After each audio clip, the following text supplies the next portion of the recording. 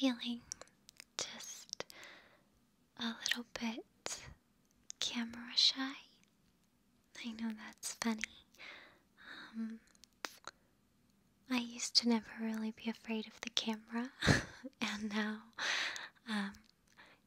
I'm forever, for whatever reason, still a little bit shy to get back on camera, but I promise I will. I actually have been working on some videos that will be back to normal, back to my normal video and audio, and hopefully more production and everything like that, but I'm just not quite ready. If you're ever wondering what's going on in my life or with my channel or sort of with my reflections on ASMR and on the community and on you guys, you can always check out my blog, but I think we all come here just to kind of be relaxed and not focused on all that kind of thing. So I'm gonna be reading you a story, and this is really special to me. It is the first book I think I ever actually read, and I read it in my grandma's lap, and I'll try to sort of see if I can simulate the noise by doing it. She would rub on my, right above my wrist, just like really slowly, with like 2 or 3 of her fingers. And when she did that, and when she read to me, she always read to me from Beatrix Potter, whom she loved. My grandmother is a very kind soul, and Beatrix Potter was so in line with her. So, like a lot of you who have parents or grandparents who go through things like dementia or Alzheimer's, I think it's natural that we start to treasure the moments that we realized really, really, really shaped us as people. Being in my grandmother's lap and having her be the one to teach me to read, something that has sustained me my entire life, and have her rubbing just up and down really, really lightly, just at the top of my wrist. That felt like somewhere too beautiful and too pure for this world, So, I don't know if it's silly or not, but I encourage you, while I read, to just kind of tap or kind of rub your hand against the top of your wrist and your forearm, just back and forth. And maybe that will help recreate what it was like for me to hear these stories. So, or you can just listen. And I hope that you're in a relaxed place, and I hope you'll like this. You very likely have some familiarity with Benjamin Button.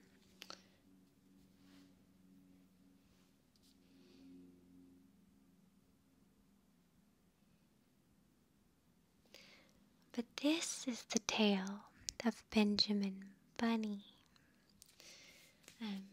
And I'll try to put some of the pictures of Benjamin Bunny up. I'm tapping on the book right now. Just tapping on the cover of it. And yes, it's the tale of Benjamin Button. I always want to say Button now. The Tale of Benjamin Bunny by Beatrix Potter. And this is the original version. I always loved that Benjamin Bunny had this big old, like almost like golfer's hat. He was a very stylish gentleman bunny.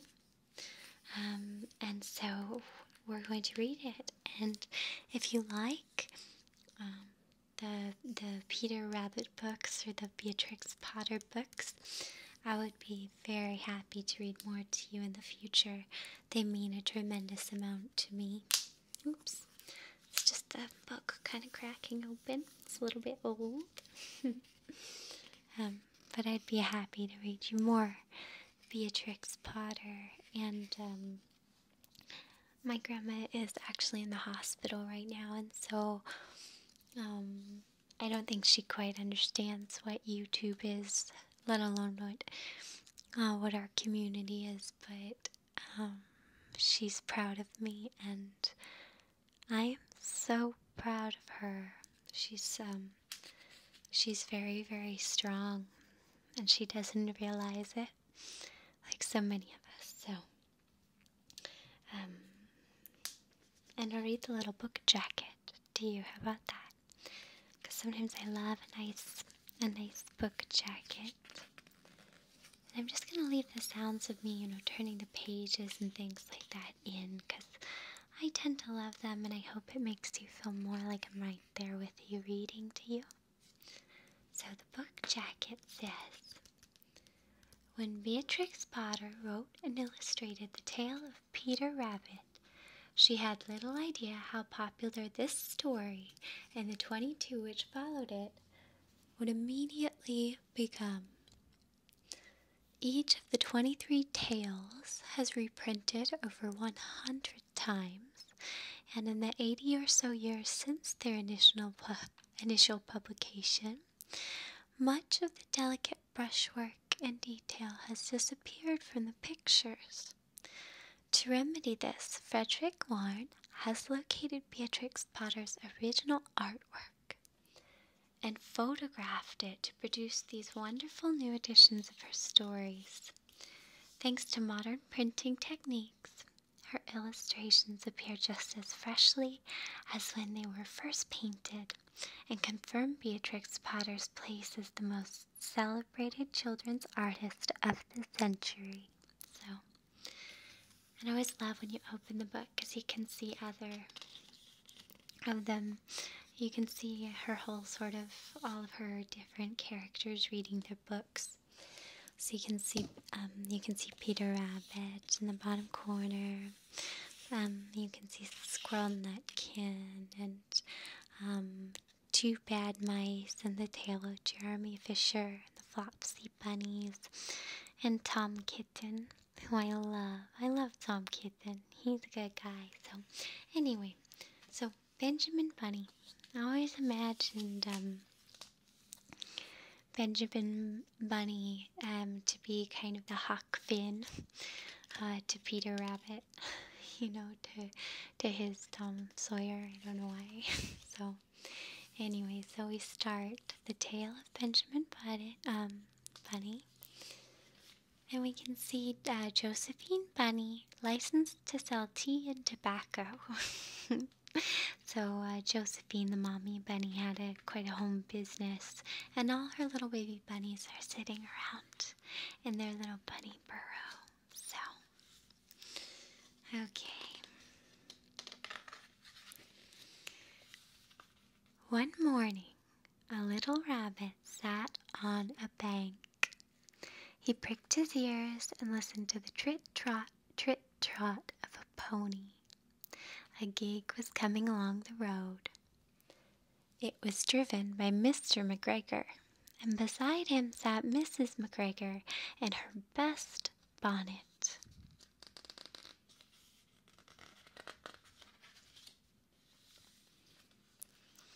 As soon as they had passed, little Benjamin Bunny slid down into the road and set off with a hop, skip, and a jump to call upon his relations who lived in the wood at the back of Mr. McGregor's farm.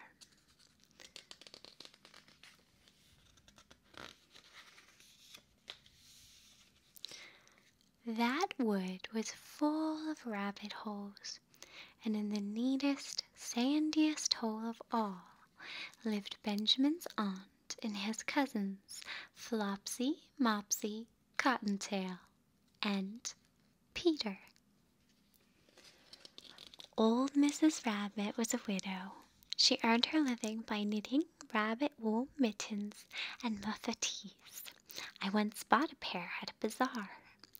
She also sold herbs and rosemary tea and rabbit tobacco, which is what we call lavender.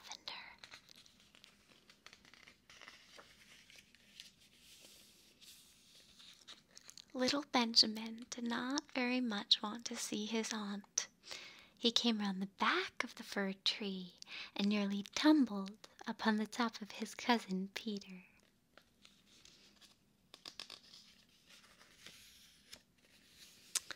Peter was sitting by himself.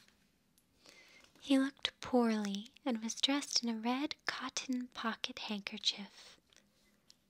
"Peter," said little Benjamin in a whisper, "who has got your clothes?"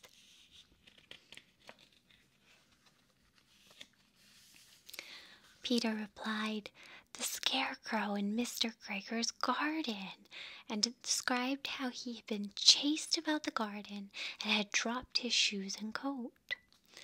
Little Benjamin sat down beside his cousin and assured him that Mr. McGregor had gone out in a gig, and Mrs. McGregor also, and certainly for the day, because she was wearing her best bonnet. And here we see them kind of sitting together, comforting one another, and it's adorable. And it's making me want to have a bunny right now. Okay, so Peter said he hoped that it would rain. At this point, old Mrs. Rabbit's voice was heard inside the rabbit hole calling, "Cottontail, Cottontail, fetch some more chamomile." Peter said he thought he might feel better if he went for a walk. It's very conniving. They went away hand in hand and got upon the flat top of the wall at the bottom of the wood. From here they looked down into Mr. McGregor's garden. Peter's coat and shoes were plainly to be seen upon the Scarecrow, topped with an old tam-o'-shanter of Mr. McGregor's.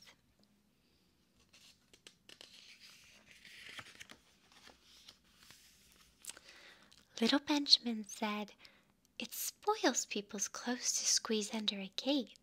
The proper way to get in is to climb down a pear tree." He had a lot of wisdom, didn't he, that Benjamin? Peter fell down head first, but it was of no consequences, as the bed below was newly raked and quite soft. It had been sown with lettuces. They left a great many odd little footmarks all over the bed, especially little Benjamin, who was wearing clogs. Of course, because Benjamin still has his clothes, Peter doesn't, so.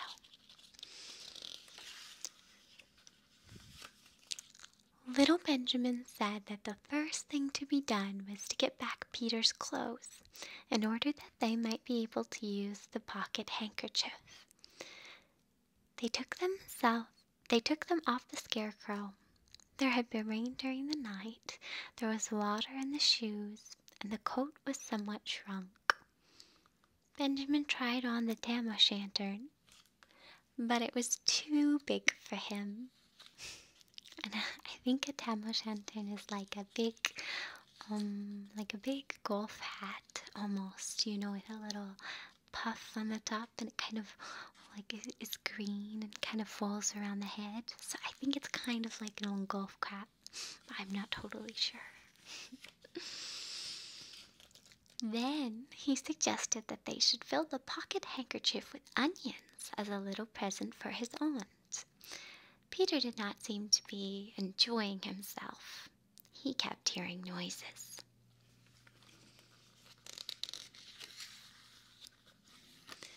Benjamin, on the contrary, was perfectly at home and ate a lettuce leaf. He said that he was in the habit of coming to the garden with his father to get lettuces for their Sunday dinner. The name of little Benjamin's papa was old Mr. Benjamin Bunny. The lettuces certainly were very fine. Peter did not eat anything. He said he should like to go home. Presently, he dropped half the onions. Poor Peter, you can see the onions falling out of his little handkerchief. I think he's very scared and he just wants to go. Little Benjamin said that it was not possible to get back up the pear tree with a load of vegetables. He led the way boldly toward the other end of the garden. They went along a little walk on planks under a sunny red brick wall. The mice sat on their doorsteps cracking cherry stones. They winked at Peter Rabbit and little Benjamin Button. Benjamin Bunny. I keep saying Button.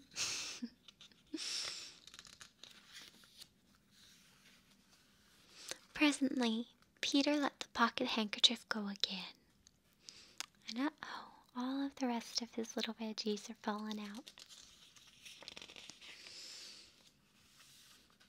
They got amongst flower pots and frames and tubs. Peter heard noises worse than ever. His eyes were as big as lollipops. He was a step or two in front of his cousin when he suddenly stopped.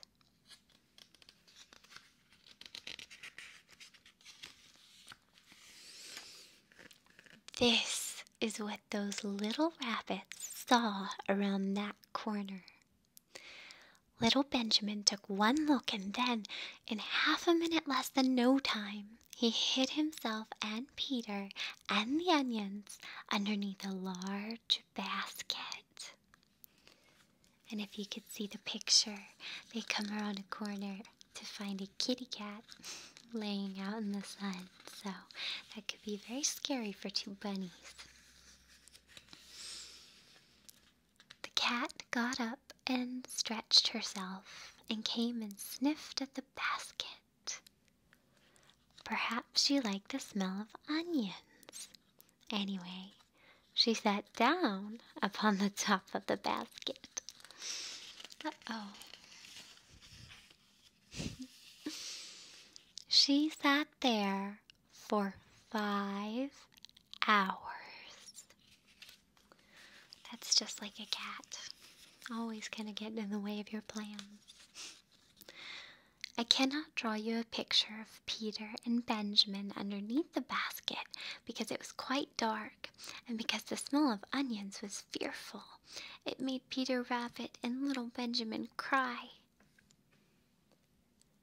The sun got round behind the wood and it was quite late in the afternoon, but still the cat sat upon the basket.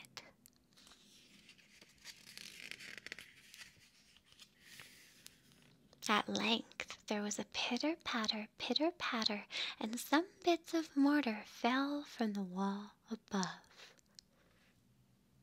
The cat looked up and saw old Mr. Benjamin Bunny prancing along the top of the wall of the upper terrace.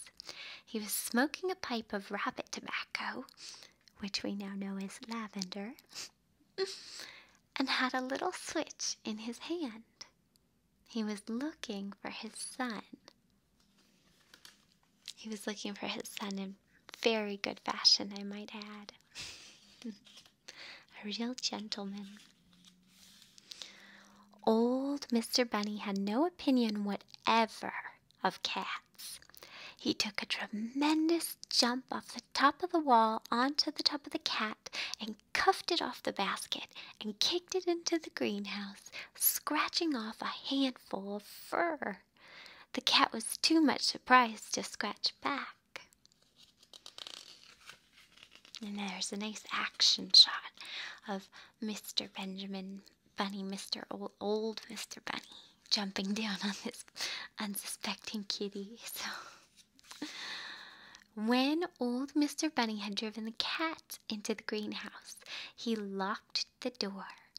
Then he came back to the basket and took out his son Benjamin by the ears and whipped him with a little switch.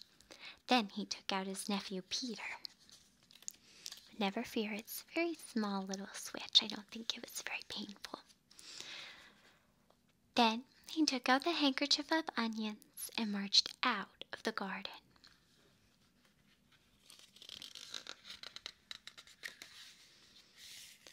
When Mr. McGregor returned about half an hour later, he observed several things which perplexed him. It looked as though some person had been walking all over the garden in a pair of clogs, only the footmarks were too ridiculously little. Also, he could not understand how the cat could have managed to shut herself up inside the greenhouse, locking the door upon the outside.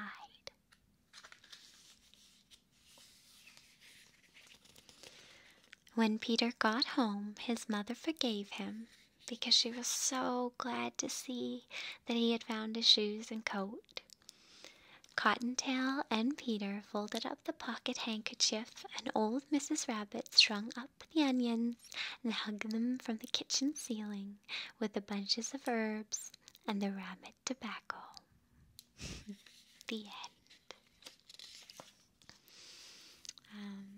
And I hope you enjoyed that.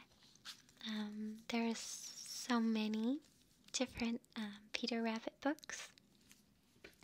And Beatrix Potter was certainly one of the first people who really was able to bring together pictures, paintings, and words to create what we know now as the illustrated children's book. So she was hugely influential. And some of the other ones, like I said, The Tale of Peter Rabbit, The Tale of Squirrel Nutkin, which I love, The Tale of Two Bad Mice, The Tale of Mrs. Tiggly Wiggly, The Tale of Mr. Jeremy Fisher, The Tale of Tom Kitten. Oh, I remember The Tale of Jemima Puddle Duck. It's a good name, Jemima Puddle Duck. The Tale of the Flopsy Bunny. The Tale of Timmy Tiptoes. He's a good one. What else? Oh, The Tale of Pigling Blanche. The Tale of, which others do I like? Oh, The Story of Miss Moppet. There's just so many to pick from. So, anyway, if you enjoyed it, I have them all because they used to be hers and she gave them to me. So, I hope it was fun for you to hear a little bit about our friend Benjamin Bunny and his friend Peter Rabbit. So, and if you're about to go to sleep, like always, I wish you the best dreams. And if you're in the middle of your work day or just trying to find a little bit of peace, I wish all of that to you. Creativity, love, insight, forgiveness, kindness, most of all, the ability to look inside yourself and find those innocent parts, those pure, uncorrupted memories, because I think you'll find that they sort of fortify you to want to do good in the world sometimes, and I encourage you to connect with those parts of yourself. Not always, not every day, if you don't want, but often enough that you stay in check. Remember and honor your inner child, the person that you hoped you would become when you were little, and reading stories on your grandmother's lap. And know that you are and have become that person, and that is beautiful. So, until later, I will be thinking of you and wishing you all the best, and we will talk very, very